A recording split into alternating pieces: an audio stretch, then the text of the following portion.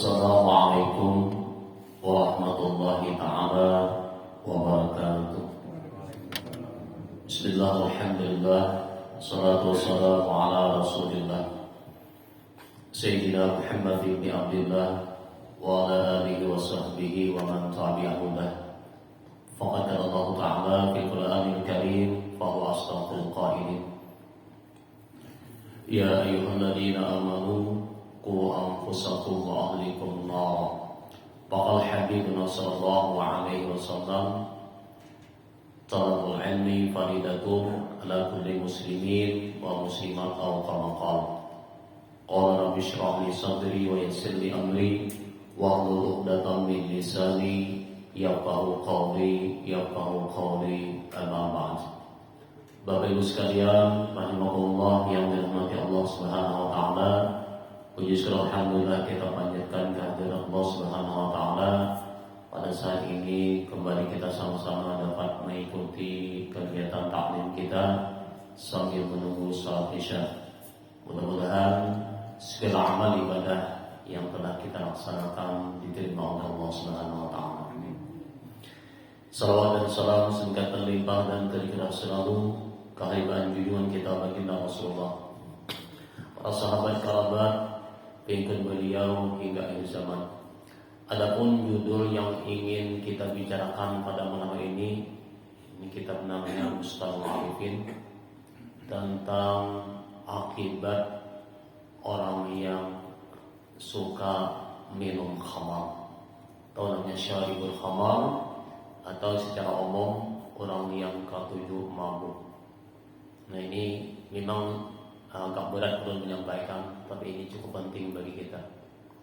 Karena satu kewajiban bagi ulun menyampaikan, soal memakai keadaannya itu terserah. Nah, jadi ulun menyampaikan ini sudah lepas kewajiban.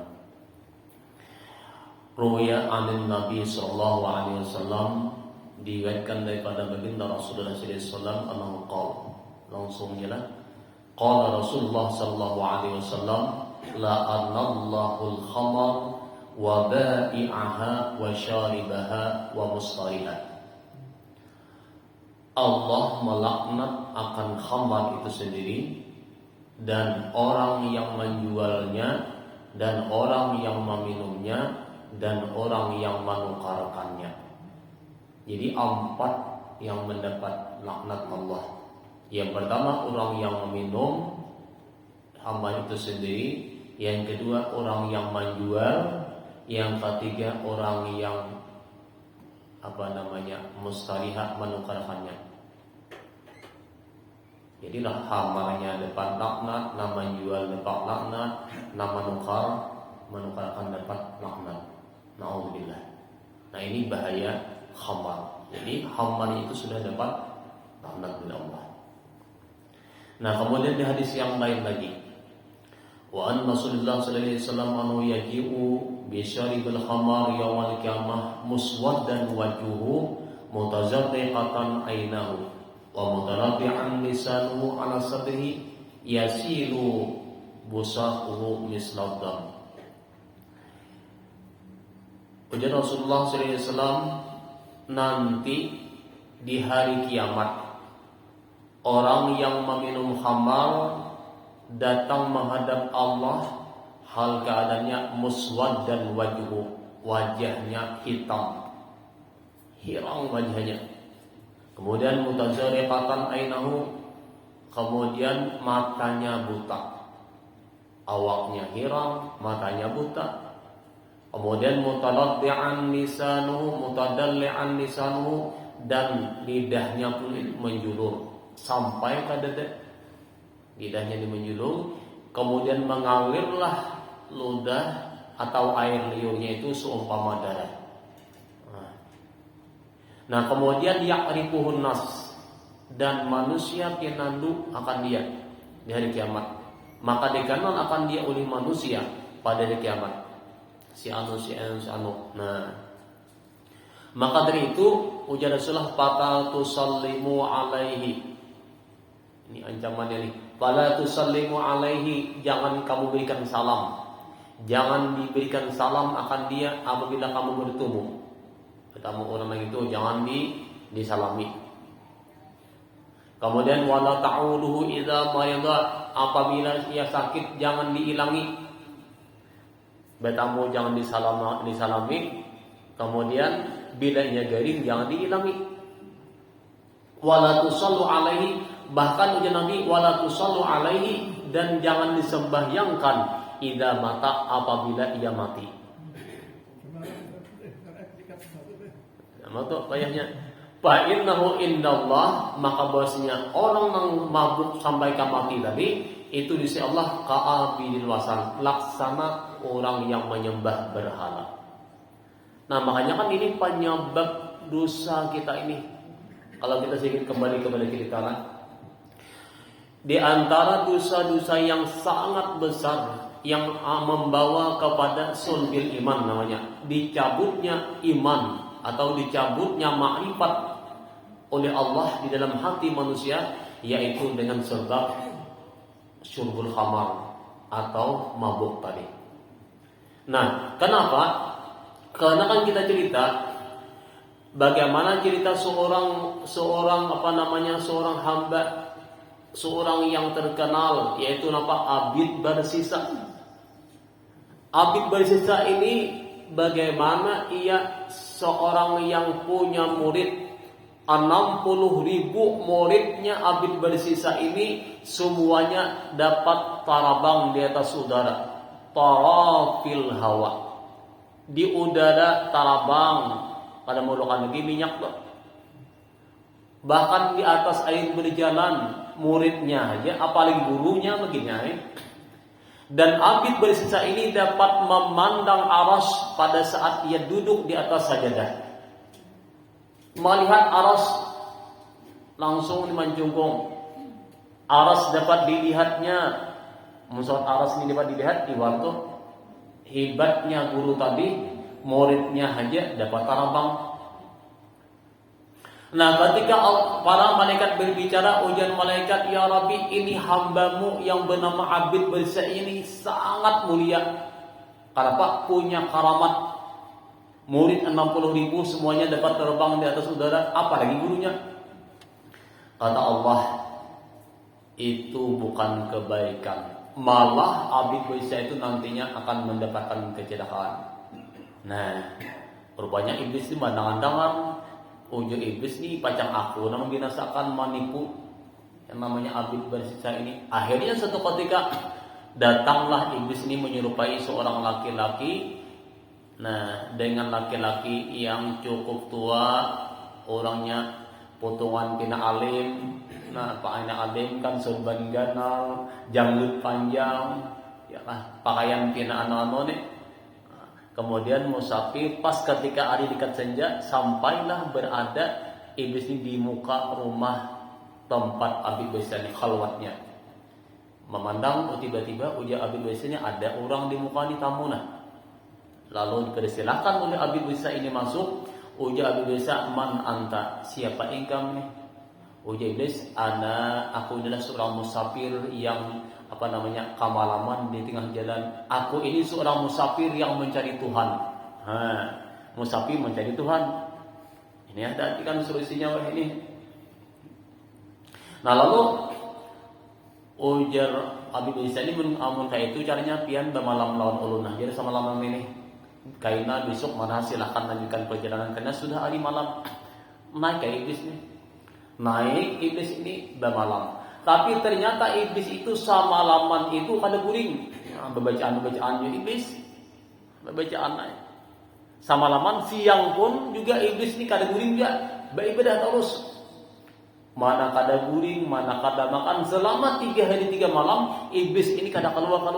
Makan kada, minum kada, guring kada. Mana iblis. Nah, ternyata kagum nih. Abid Barsisa ini takjub.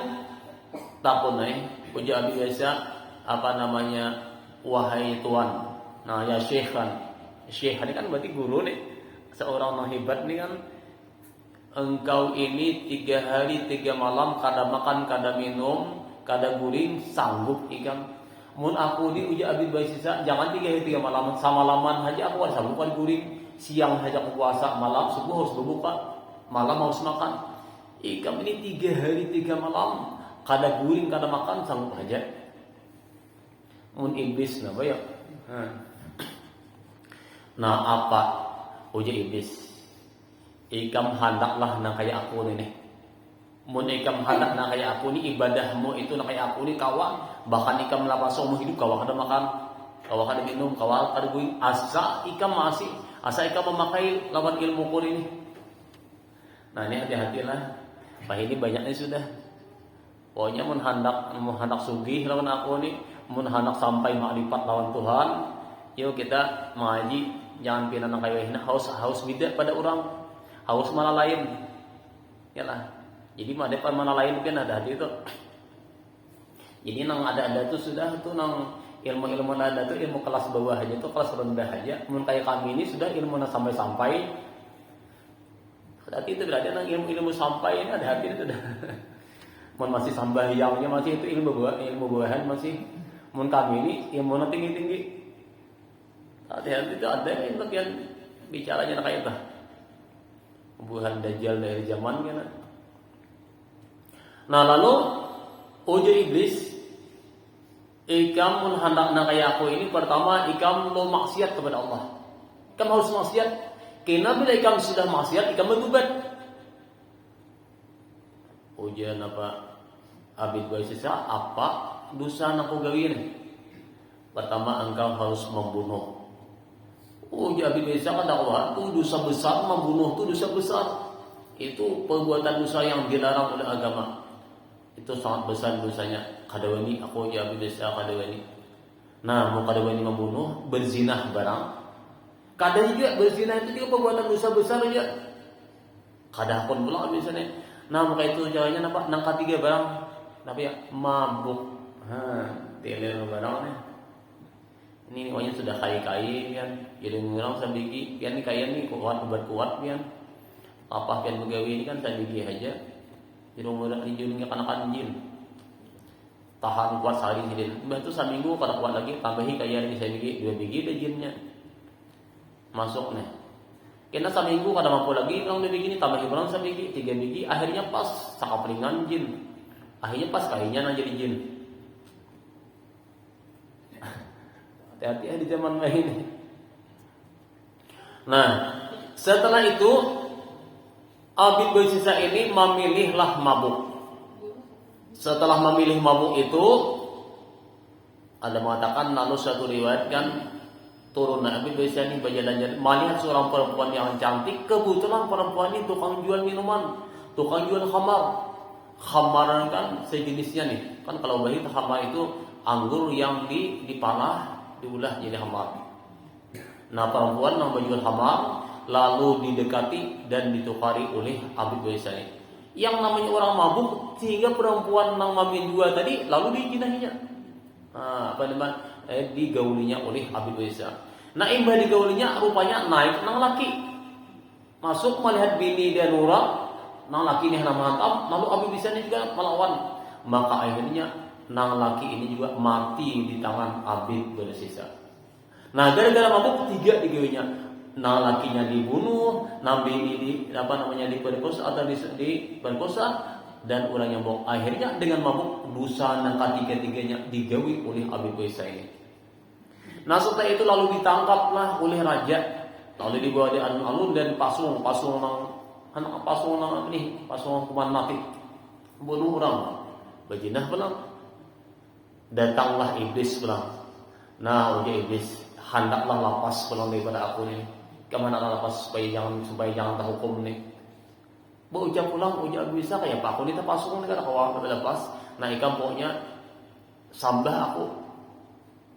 Kayak apa nyambah? Gak dosa ikam dengan apa? Dengan isyarat kepala aja. Bila bertunduk sudah, diam sudah. Artinya sambah aku ni sebagai Tuhanmu. Aku akan melepaskan engkau. Ujar iblis ni kan.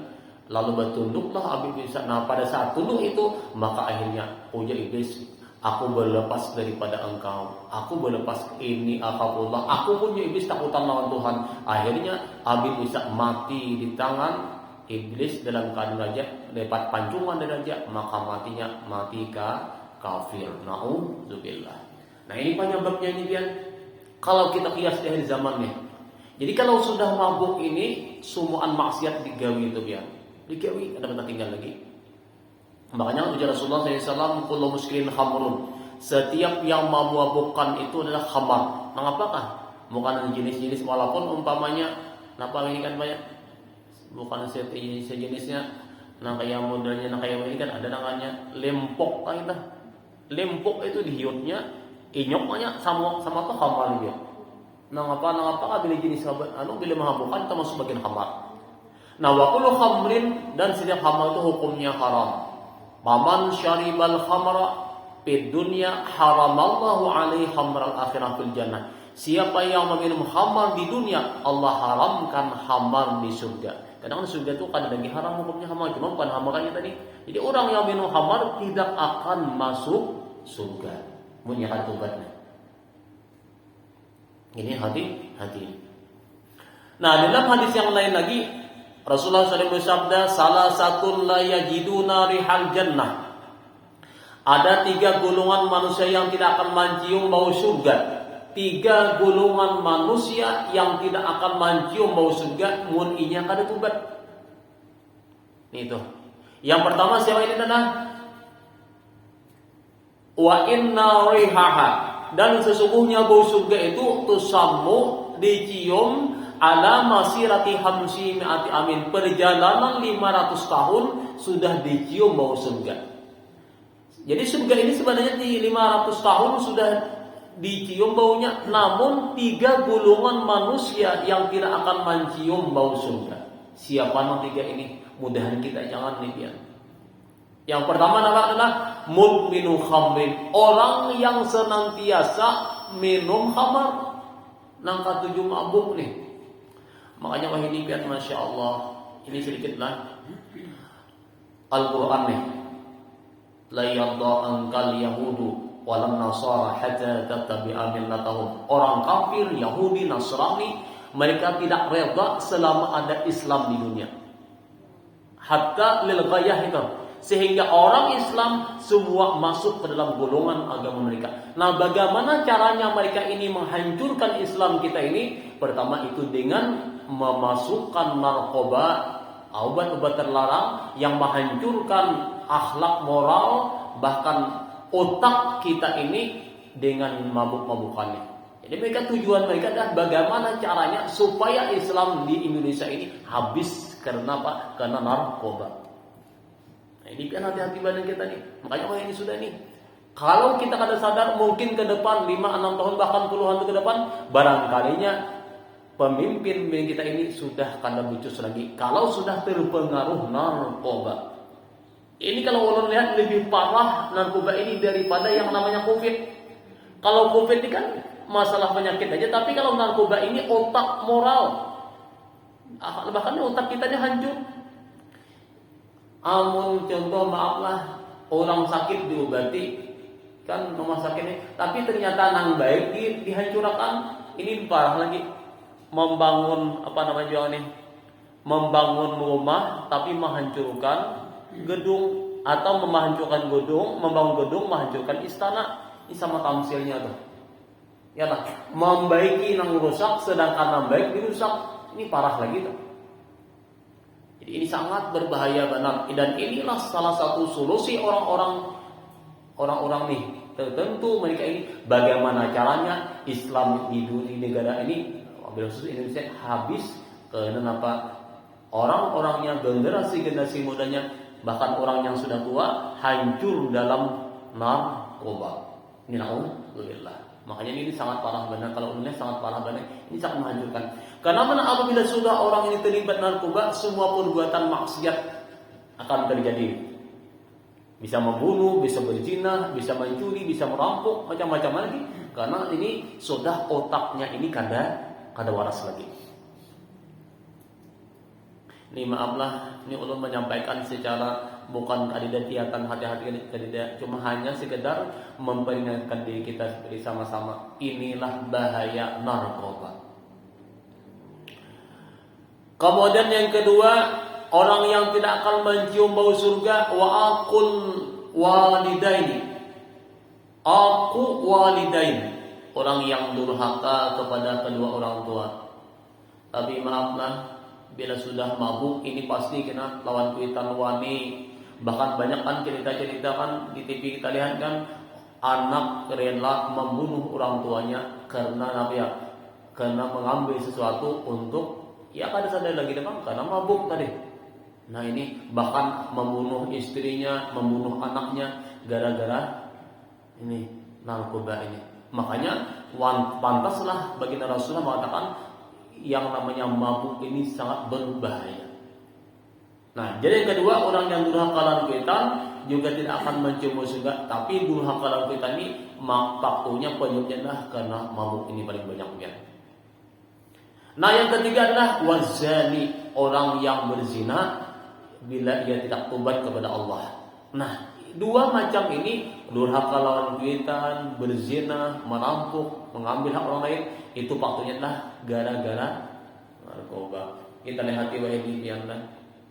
Banyak sekali kan generasi muda kita sekarang ini bekerja, berusaha, bahkan gawe ini kasihan, nang tukang lemari macam-macam tuh nah, olihan seminggu sudah habis deh. Tada dulu habis, gawe ini belum tahan lagi. Kemana kan duitnya buka tuh. Nah itu kan kasihannya ini kan. Sehingga apalagi kan sudah beranak bini, abut bini kasihan bini. Kenapa ya? Ya tadi manukar nang itu pian kasihannya tuh. Nah ini kan kita lihat generasi kita sekarang ini. Kalau kita lihat sekarang ini bagaimana, ini pasti akan mengakibatkan secara umum musibah terbesar gitu ya. Ini perlunya kita pikirkan bersama adalah ini sangat berbahaya. Kalau melihat sangat berbahaya, bahkan lebih berbahaya daripada yang namanya secara umum nih. Nah kayak musibah bencana kayak COVID nih, kalau ulun melihat nih narkoba ini sangat berbahaya. Wa qala sallallahu alaihi wasallam, dan lagi hadis baginda Rasulullah SAW mengatakan bahaya akibat yang akan diterima orang yang suka mabuk ini. Yakhruju syaribul khamar min kabri antanu minal jifah. Nanti akan keluar di hari kiamat orang yang mabuk itu dari kuburnya baunya lebih busuk daripada bangkai. Baunya lebih busuk daripada bangkai. Ini akibatnya nih.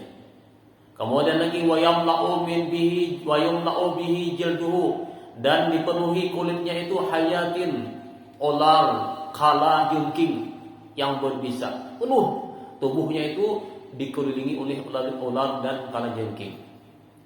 Wayulbasu na'laihi min nar, dan dipakaikan kakinya itu dari dua sandal daripada api neraka, yuqli minhima bimagu, sehingga mendidihlah, lonuhlah daripada sandal tadi akan otaknya. Awak sudah penuh dengan kala jengking, dan sandalnya pun sandal api neraka, baunya lebih busuk daripada bau bangkai. Ini orang yang mabuk. Wa yakunu qabruhu hafratan minan nar qariban illa min fir'auna wa haman, dan jadilah lubang kuburnya itu satu jurang daripada jurang api neraka, dan dihampirakan dengan pakuburan Firaun dan Haman. Parak lawan kuburan Firaun dan Haman. Ini akibat orang yang mabuk. Naudzubillah. Jadi banyak sekali ancaman-ancaman akibat yang diterima orang yang mabuk ini. Bahkan daripada Aisyah radhiyallahu anhu, Nabi sallallahu alaihi wasallam, baginda pun sallallahu alaihi wasallam bersabda, ujar Rasulullah sallallahu alaihi wasallam, man at'ama syaribal khamar luqmatan, man at'ama syaribal khamar luqmatan sallallahu alaihi ala jasadi hayatin wa aqarib. Barang siapa memberi makan orang yang mabuk syaribal khamar nih, maka yang paling nih kebetulan anak nih kan. Orang yang memberi makan orang yang mabuk, makul kusi, orang mabuk, luqmatan sesuap nasi, maka Allah karaskan atas tubuhnya itu nanti hayat, ular, dan kalajengking. Ini di hatinya itu kan terpaksa. Mau terpaksa, misalnya aku nih bukan diberi makan, usia kan tidak anunya. Nah, tahu kan? Ini kawah aja dihindar. Jadi orang yang membantu, menolong orang yang mabuk itu, maka di hari kiamat nanti juga, maka jasadnya itu akan dikelilingi oleh ular dan kalajengking. Wa man kada lahu hajatan, barang siapa mengabulkan hajat orang yang mabuk tadi, syaribul khamar ini, maka sama halnya ia membantu ala adami Islam, atas meruntuhkan Islam.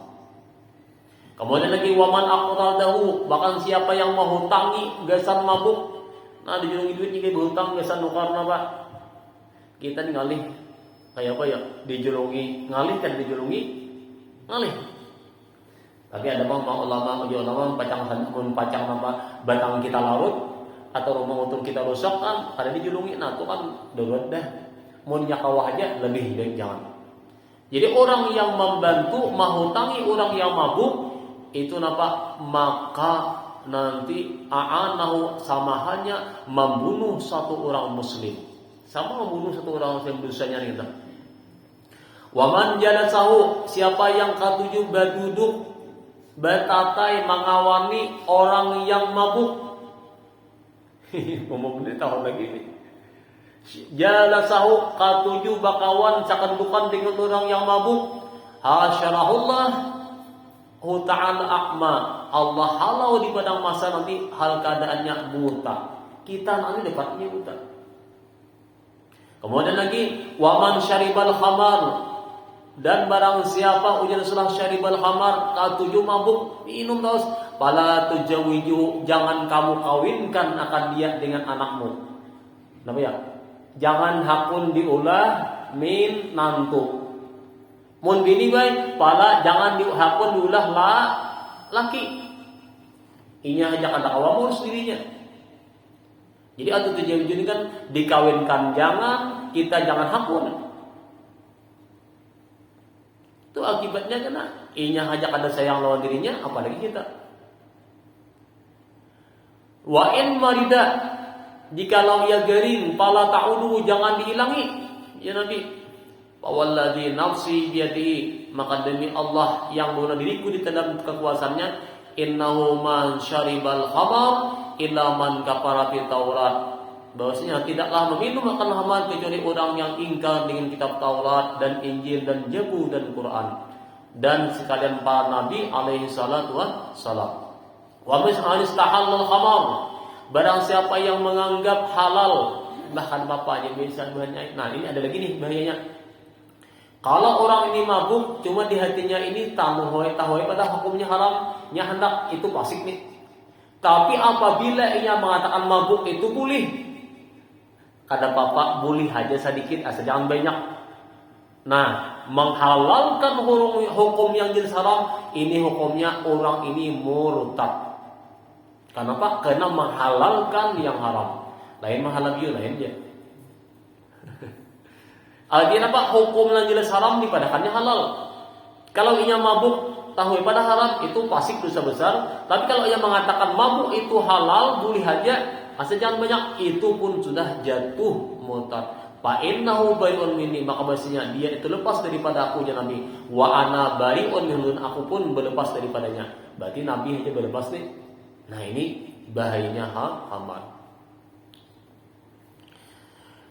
Wa bi'izzati uqsimu bi'izzatillah, aku dan Nabi bersumpah dengan nama Allah, annaman syaribal khamar attasyahu yaumal qiyamah atsyan syadidan, bahwasanya orang yang meminum khamar itu akan haus di hari kiamat, haus yang bersangatan. Wa yahruqu fuadu, dan dadanya hatinya akan hangus terbakar, dan keluarlah dari oleh lidahnya sampai ke dada. Wa yakhruju minhu lisanuhu ala sadri, dadanya menjulur, lidahnya menjulur sampai ke dada. Itu bahaya orang yang mabuk. Tapi kalau orang yang meninggalkan minum khamar nanti akan mendapatkan ampunan Allah Subhanahu wa taala. Nah, ini sangat bahaya. Jadi kita di akhir zaman ini kalau belum lihat kan, memang salah satu tanda kiamat. Ini salah satu tanda kiamat, syurbul khamar. Banyaknya manusia yang mabuk. Karena kan di zaman Rasulullah pada saat Islam itu kan Arab itu mabuk lagi. Setelah ada Islam, lalu bagaimana pegamat perlahan-perlahan Nabi merubah. Kayaknya kamu ahli zaman tak boleh pulang nih. Makanya kan al-Islam gharibun sayudu gharib. Islam itu asing, kembali pulang ke tempat pengasingannya. Artinya orang Islam itu banyak Islam orangnya, tapi mengamalkan Islam itu sudah sedikitannya. Nah, ini namanya sebenarnya Islam KTP. Waruya lagi dan satu riwayat annal abda, seorang hamba apabila ia minum akan satu kali minum khamar, itu nampak iswada qalbu, Jadi ujar Nabi, apabila orang ini satu kali minum, hatinya akan hitam. Wa idza syariba saniyatan, apabila ia meminum 2 kali, maka tabarra'a minhu malakal maut, maka berlepaslah malakal maut. Malakal maut ini menjauh nih. Artinya apa ya? Sulit mana kena mati nih. Wa idza syariba salisatan, bila ia meminum ketiga kalinya, tabarra'a minhu Rasulullah akan berlepas daripadanya. Kemudian lagi wa idza syariba rabiatan, apabila meminum keempat kalinya, tabarra'a minhu hafadah, malaikat hafadah yang menjaga kebaikan berlepas dianya, berjauh juga. Apabila yang minum kelima kali, tabarra'a minhu Jibril pun juga berjauh berlepas dianya. Apabila yang meminum ke-6 kali, tabarra'a Israfil alaihissalam, Israfil berlepas juga. Bila yang minum ke-7 kali, Mikail pun juga berlepas. Berarti ini malaikat rezeki, malaikat rahmat turunan mukahannya. Nah, apabila ia meminum ke-8 kali, maka berlepaslah seluruh malaikat-malaikat yang berada di atas langit. Tabarra'at minhu samawat, malaikat yang ada di atas langit mereka berlepas. Nah, apabila ia meminum ke-9 kalinya, tabarra'at minhu sukanus sama, berlepaslah segala penghuni-penghuni langit. Itu nampak roh-roh para malaikat, para orang-orang salih, mereka juga berlepas. Nah, apabila meminum ke-10 kalinya, gulqat dunahu abwaabul jannah, maka akan ditutup pintu surga. Bila 10 kali masih ada tubat, maka pintu surga akan ditutup oleh Allah Subhanahu wa taala untuknya. Wajah syaribah hadiyata asyara, bila meminum ke-11 kali, maqutihat lahu niran, maka dibuka seluruh pintu-pintu neraka untuk dia. Ini berarti apa? Mudah benar masuk. Nah, apabila ia meminum ke-12 kalinya, saniyata asyarata, tabarra'at minhu hamalatul aras, maka berlepas malaikat hamalatul aras, nama angkat aras 4 orang nih. Nah, apabila ia meminum yang ke-13 kalinya, malaikat kursi pun juga berlepas. Apabila ia meminum ke-14 kalinya, maka berlepaslah malaikat ke-14 kalinya, maka berlepaslah malaikat aras. Dan apabila ia meminum yang ke-15 kali, maka berlepaslah minhul Jabbar. Jabbar itu apa? Nama Allah yang bernama Jabbar. Apabila yang meminum dan berlepaslah segala para anbiya dan para malaikat. Apabila wa man tabara minhu rabbul alamin, siapa yang berlepas oleh Allah Subhanahu wa taala, faqad sulika fi jahannam, maka orang ini akan dijalankan, akan dimasukkan menuju api neraka jahanam beserta orang-orang yang berdosa. Nah, kemudian akan dihalau, wajahnya akan hitam, matanya akan terbelalak, dan dagingnya pun akan lunuh. Nah, sampai nanti ia masuk ke dalam api neraka. Na'udzubillah. Jadi kita ini banyak benar yang akibat yang diterima orang yang mabuk ini. Bahkan ada cerita yang terakhir nih, ada riwayat terakhir daripada Umar bin Abdul Aziz. Jadi Umar bin Abdul Aziz ini ketika suatu hari zahiban dalam masjid, Sidin itu tulaka masjid. Tiba-tiba Sidin bertemu dengan seorang perempuan yang menangis di tengah jalan. Ujarkan Sidin, kenapa kamu menangis wahai perempuan? Lalu ia menjawab, mengisahkan ceritanya. Ujarnya, aku ini ilangi seorang yang garing. Nah, pada saat ku ilangi nang garing ini keluarga garing kan laki-laki. Lalu ku talkinkan akan dia dengan mengucap kalimah la ilaha illallah syahadat nih. Jadi ujian ini kan lakinhu, ucapkan oleh dia syahadah, asyhadu an la ilaha illallah, asyhadu an la ilaha. Kadahpun menjawab, kadahpun berlepas terus diulangi sampai ia meninggal dunia. Nah, pada saat mati itu ternyata sedih hati perempuan ini, kenapa makan keluarga ini mati kayak ini? Lalu ditanyakanlah kepada keluarganya, oh ternyata laki-laki ini orangnya baik, cuma ada cumanya. Nah, ke-7 minum khamar di situ. Ia mabuk. Ia ke-7 artinya apa? Sering minum khamar. Nah, sebab dosa inilah maka akhirnya dicabut laki-laki di keimanannya sehingga matinya su'ul khatimah. Na'udzubillah. Nah, jadi kalau udah bicara banyak sekali hal-hal akibat yang akan diterima bagi orang yang minum khamar nih.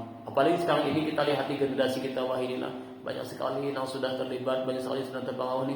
Kita mohon kepada Allah Subhanahu wa taala, mudah-mudahan negara kita, warga kita, jamaah kita, anak istri kita, orang tua kita kan, terutama anak-anak kita ini dipeliharakan oleh Allah Subhanahu wa taala yang daripada dosa yang namanya khamar ini, dan mudah-mudahan kita selamat dunia wal akhirat dengan mendapatkan husnul khatimah dan terhindar daripada husnul khatimah. Hadanallahu wa iyyakum ajma'in. Billahi taufiq wal hidayah wal ridha wal inayah wal afu minkum. Assalamualaikum warahmatullahi taala wabarakatuh.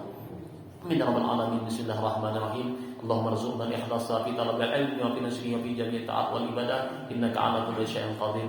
Rabbana atina fid dunya hasanah wa fil akhirati hasanah wa qina adzabannar. Sallallahu ala sayyidina Muhammadin wa ala alihi wa sahbihi wasallam. Walhamdulillahirabbil alamin. Taqabbalallahu minkum.